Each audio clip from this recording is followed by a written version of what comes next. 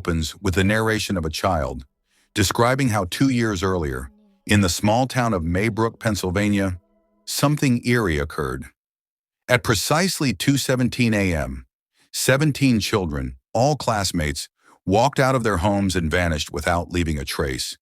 Out of the entire group of 18, only one boy named Alex remained behind. At that exact time, every one of the missing kids behaved the same way. They rose from bed, went downstairs, unlocked the front door, crossed their yards, and stepped into the night, never to return.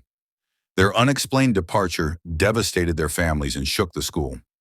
Investigators were able to confirm the exact time because many of the houses had alarm systems that were triggered once the kids went outside, and some security cameras even captured images of them leaving. Alex quickly became the focus of repeated police interviews. Officers pressed him to reveal whether there had been some plan he knew about, but Alex insisted he had never heard of one. From this point, the central story begins. The following morning, Justine discovers the word witch scrawled across her car. Really on there, huh? Yeah, well, whoever it was. Disturbed, she reports the incident to the police, where she crosses paths with Officer Paul, who already knows her casually. Later at school, she tries to approach Alex, but Principal Marcus intervenes. He explains that Alex is already burdened by relentless questioning from authorities and parents, and urges Justine to take a short break for the good of herself and the school's tense atmosphere. Reluctantly, she agrees. Later at a bar, she runs into Officer Paul again. Having had too much to drink, Justine becomes intoxicated, and in that vulnerable state, she and Paul sleep together. What happened to your hand? Do you drink? Sure. Yeah, he'll be here in a sec. I didn't expect you. I've been thinking about you a lot. I would make things worse. I'm not lonely. You're beaming. The situation is complicated by the fact that Paul is married to a woman named Donna, which makes the encounter awkward. By the next day, Justine resumes focusing on Alex. Convinced there are answers only he can provide, she attempts to follow and speak with him, but Alex panics and runs away, avoiding her entirely. Her determination doesn't fade, and she eventually goes to his house. The perspective then shifts to Archer Graff, a grieving father whose son Matthew is among the missing children. Viewers learn that Archer is the same parent who angrily lashed out at Justine during a school meeting, blaming her for the tragedy. I see something that doesn't make 17 kids, and I want to hear from Justine Candy. Exactly what she was doing in there. Very sorry. I am. Nothing I can say to make just as bad as all of you. It's not. Okay, now that kind of thing is really an affected member of this community, and she... It turns out that when Justine had gone to a liquor store earlier, Archer secretly followed her, and he was the one who vandalized her car with the word witch, convinced she had something to do with the disappearances. Archer repeatedly pressures the police for updates on his son, but they have nothing to offer. Yeah. Aggressively pursuing every lead to come change, so I can tell you with full confidence. It's in a long time. That's because they don't report to you. Stand your passion, and I don't mind it. I need you to trust. Aggressively following up on every lead. Any looking into her whatsoever? 2 years ago, did you not see that? Xavier, did you not see that one either? Anything whatsoever that points to that one. That I don't.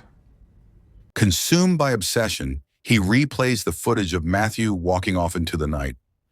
As he studies it, he notices that Matthew isn't moving like a normal boy fleeing home. He's walking with an unsettling, deliberate rhythm that suggests something unnatural at work. Determined to uncover the truth, Archer spreads out a map of Maybrook and carefully marks a line in the exact direction his son Matthew had been running on the surveillance footage.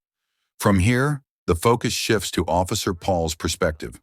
With his wife away, Paul is at the station on the same day Justine comes in to report the vandalism on her car.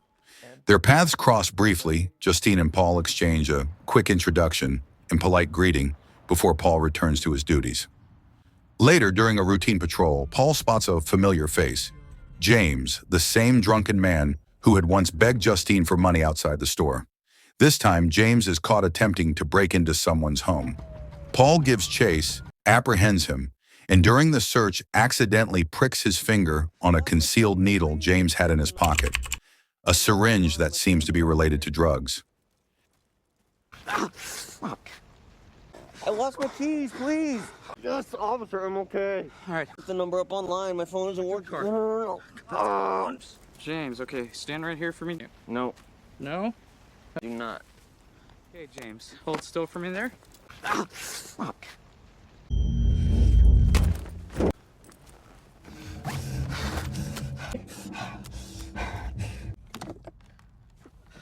The entire arrest, including Paul's physical scuffle with James, is recorded on his patrol car's dash camera. Paul realizes that if his superiors review the footage, the incident could be ruled as excessive force, leaving him vulnerable to losing his position. Not long afterward, Paul receives a message from Justine.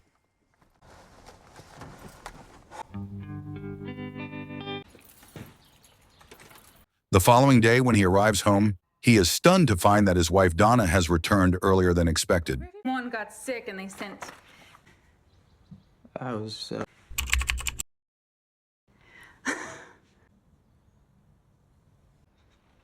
Where? Donna quickly senses something is wrong and, reading Paul's unease, realizes he has been unfaithful with Justine. The narrative then shifts into James's point of view. He is shown as a desperate addict, liar, and thief who habitually steals and pawns items to fund his dependence on drugs. No. What do you mean? Why do you not want? This is good. These are... Please, dude, please. In his wanderings, James breaks into Alex's home. Once inside, he is unsettled to see Alex's parents sitting rigidly on the couch, utterly motionless. Both fascinated and afraid, James ventures into the basement to explore further.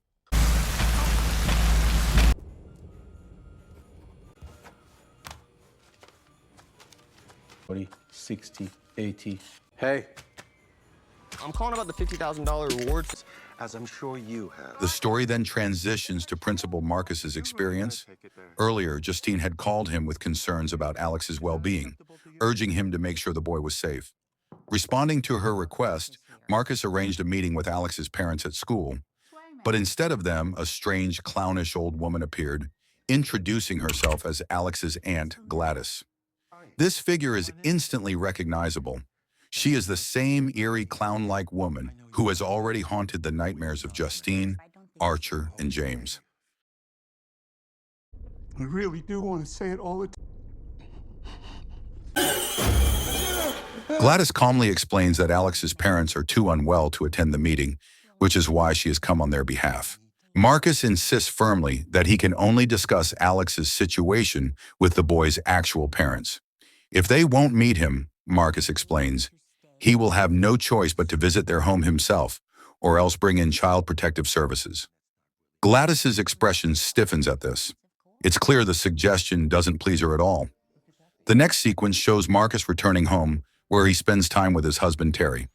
Without warning, Gladys appears at their door and steps inside uninvited, moving through the house with an unsettling confidence, as though she belongs there. In a disturbingly polite manner, she asks Marcus for a bowl of water.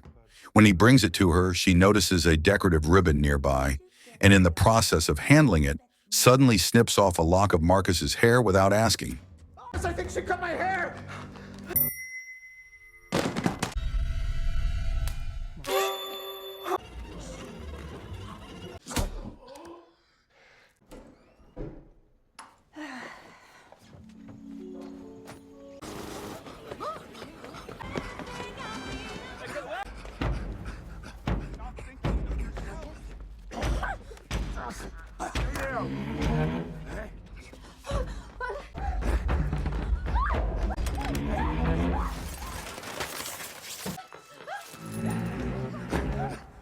The narrative then turns to Alex's perspective. Before the mass disappearance, Alex's life appears ordinary. He lives with his parents and attends school, where he occasionally faces bullying from other students. One day, Alex's father tells him that his mother's aunt, a woman named Gladys, will be coming to live with them. She has nowhere else to stay and is apparently unwell. That very night, Alex witnesses her arrival. Gladys looks frail and ancient, burdened by a heavy presence, and she carries into the house a peculiar plant of unsettling appearance. A tense routine soon begins at home. At dinner, Alex's father demands he sit properly at the table, while Gladys imposes a chilling rule. Alex must never tell anyone that she is there. she warns that neither his parents' situation nor her presence should ever be mentioned to another soul. If he disobeys, she threatens, something dreadful will happen. After this, she instructs Alex to continue going to school each day and ride the bus as though nothing has changed.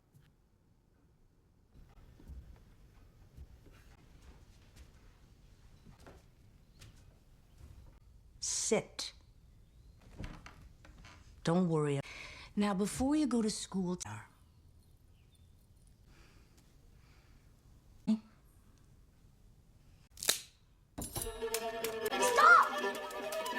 From that point onward, Alex continues going to school alone.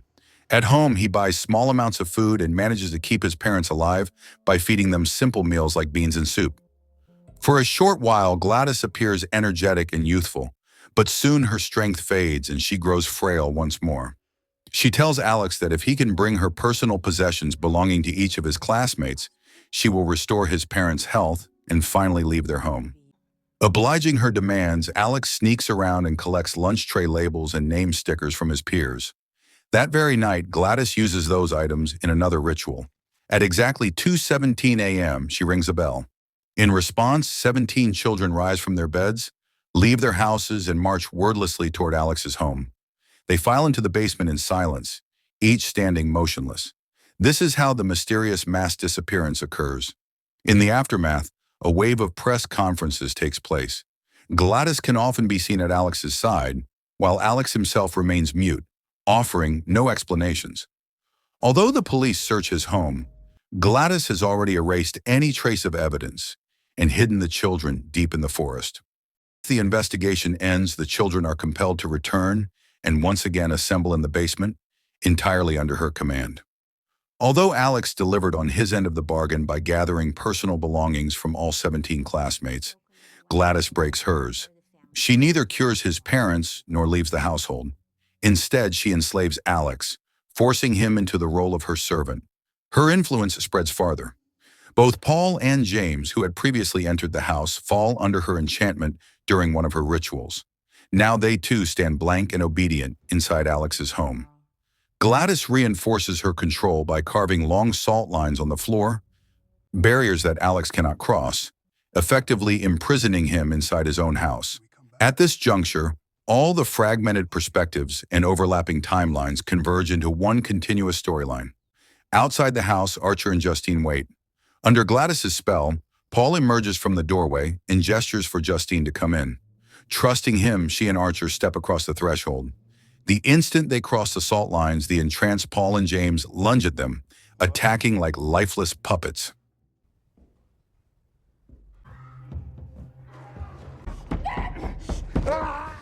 Paul, stop!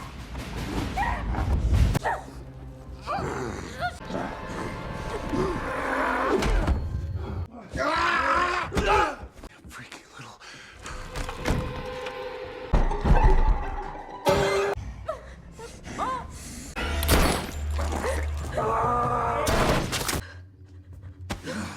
Matthew!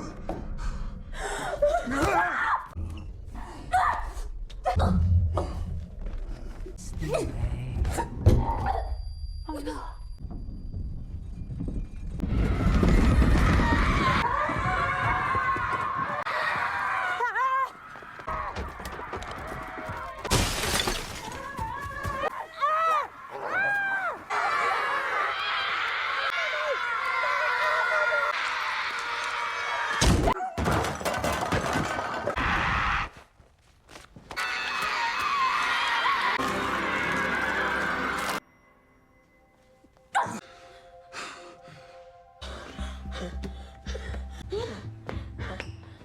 Ultimately, Matthew relocates to another town, where he goes to live with a different aunt.